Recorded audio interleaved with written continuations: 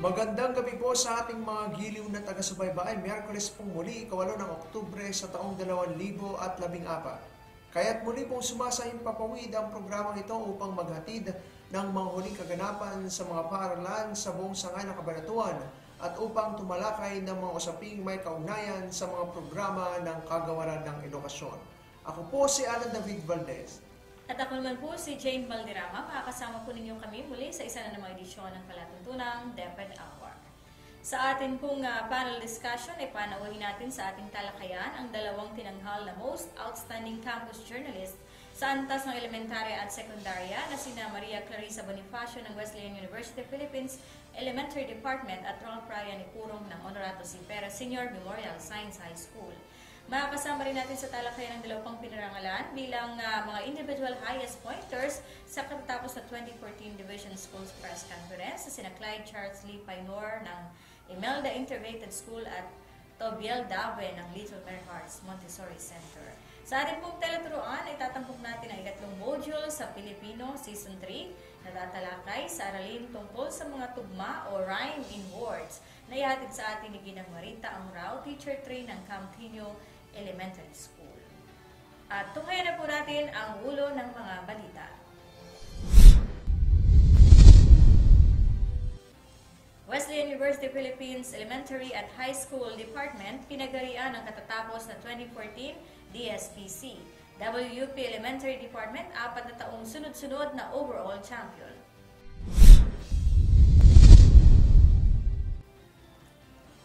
Philippine Mental Health Association at CRT nagsanib puwersa sa pagbibigay ng serbisyo sa mga mag-aaral ng Elo Francisco Elementary School. Sci-Hi defends back-to-back Shantilt in collaborative publishing.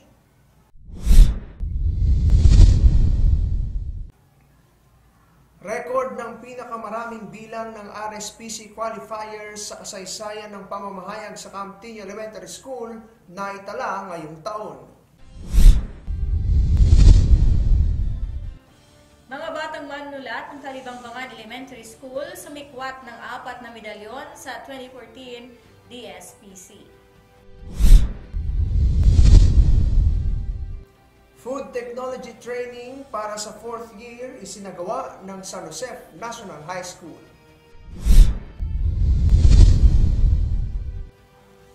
At sa detalye ng ating mga balita, naiuwi ng Wesleyan University Philippines Grade School at High School Department ang overall champion sa katatapos na Division Schools Press Conference sa Honorato C. Perez Sr. Memorial Science High School. Naagaw ng Wesleyan University Philippines High School Department mula sa Honorato C. Perez Sr. Memorial Science High School ang kampyonato matapos magtala ang Wesleyan ng 136 na puntos.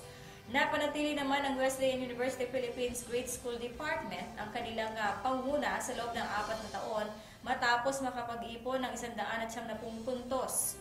Pumangalawa sa elementary level sa overall ranking ang Cabanatuan East Central School na may 135 puntos at pumatlo ang Lazaro Francisco Elementary School na may 39 na puntos.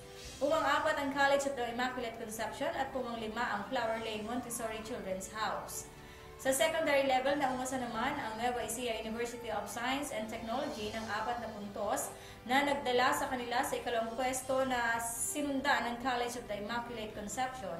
Sa ikatlong pwesto na lumamang na 1 puntos sa Honorato C. Perez Sr. Memorial Science High School sa ika-4 na pwesto. Pumang-5 naman ang Camtino National High School. Sa iba pang mga balita, nagsanib puwersa sa pagbibigay ng serbisyo sa mga mag-aaral ng Elo Francisco Elementary School ang Philippine Mental Health Association at College of Research and Technology. May report sa ulat na ito si Geraldine Ann Fajardo. Nagsanib puwersa ang Philippine Mental Health, Nueva Ecija Chapter at College of Research and Technology sa pagbibigay ng serbisyo sa mga mag-aaral ng Elo Francisco sa pamamagitan ng mag-asawang sina Ginoong Reynato at Esther Arembuyutan na nagmamay-ari ng CRT noong Miyerkules, unang araw ng Oktubre. Sa pakikipag pag-ugnayan ni Ginang Marieta Gonzales, Head of Committee Service ng CRT, na isa katuparan ng pagnanais ng Philippine Mental Health na magkaroon ng kamalayan ang mga magulang ng mga mag-aaral sa mga serbisyong ibinibigay nito para sa mga batang may higit at espesyal na atensyon at pangangailang dapat tugunan. Kaakibat ang serbisyong ito ng Philippine Mental Health, naghandog din ang CRT ng feeding para sa mga bata at namigay pa ng payong sa bawat isa na lubos nilang ikinatuwa. Upang malibang ang mga mag-aaral, nagkaroon ng munting programa kung saan may mga batang kumanta pa. Napagkasundoan ng punong gurong si Ginang Marjorie Lasatin at Head of Committee Service na si Ginang Gonzales ang muling pagbabalik ng grupo upang mabigyan din ang iba pang bata na wala ng araw na iyon.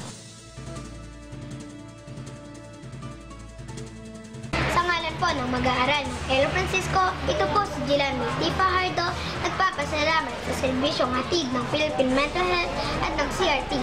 Sa patnubay ni Media Bureau Member Ronalyn Balangat, nag-uulat para sa DepEd-R, DWWJ, Radyo, Isyon. Honorato si Perez Senior Memorial Science High School bagged back-to-back champion titles in collaborative publishing English and Filipino categories during the Division Schools Press Conference held on October 3-5, 2014. Collaborative Publishing Filipino category team includes Katrina Wicoco, Dolores Wicoco, Kay De La Cruz, Chelsea Cerezo, James Gonzalez, Dayan Buenviaje, and Dayan Saragpon. Collaborative Publishing English category team includes Marwin Serrano, Aliana Sales, Camille Manday, Rainer Gaspar, Gabi Gallardo, Jem Melo Santos, and Shinay Canavaro. Dr. Hedor G. Gaboy evaluated the newspaper entries coming from different high schools in Cabanatuan City, including Wesleyan University Philippines, Good Samaritan Colleges, Nueva Ecija University of Science and Technology, Mayapyap National High School, and San Jose National High School. Miss Ana Cristel G. Cuevas coached the two teams. Among SciHi's other winners in the DSPC include Ramley Rivera, champion in copy reading and headline writing Filipino. Carl Pasqua, also champion in sports writing English.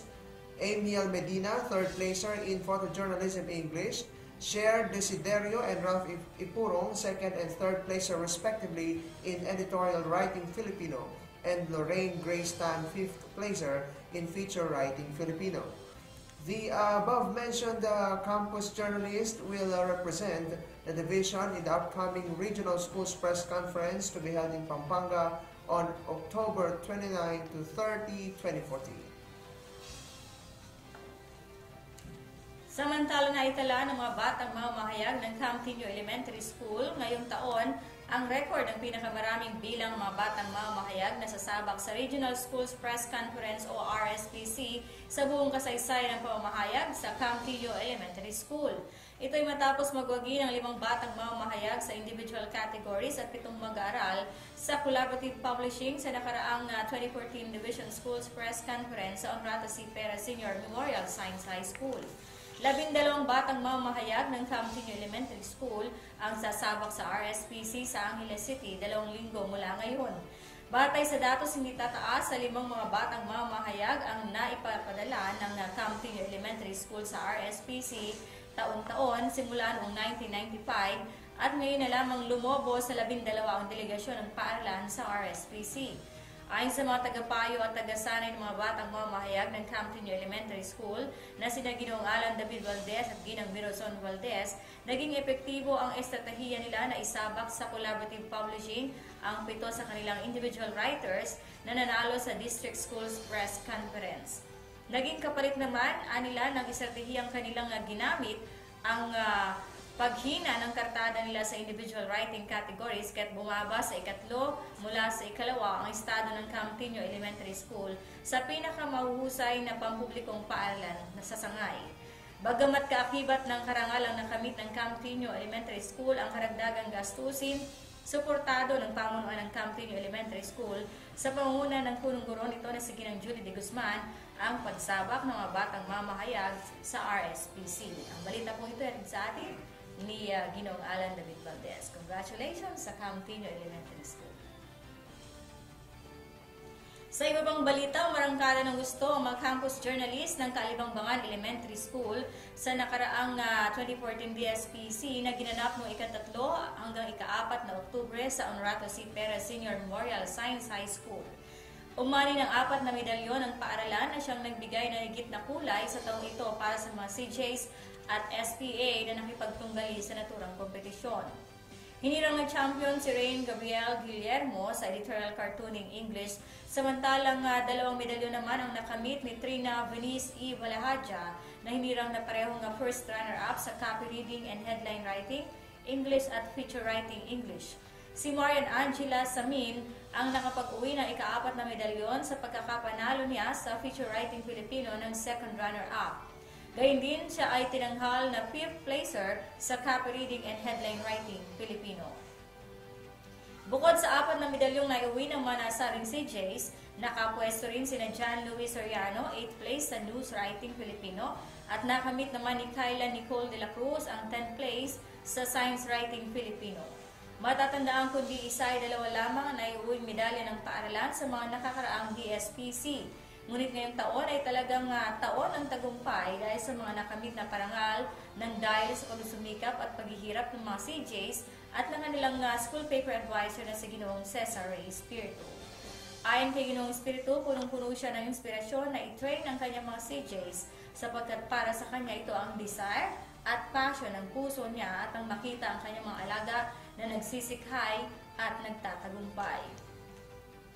Inaasahan na muli ang puspusang pag-ensayo ng kanyang mga regional qualifiers na sasabak na naman sa matinding laban sa darating na Oktubre 29 hanggang 30 na gaganapin sa Angeles City, Pampanga para sa 2014 RSPC.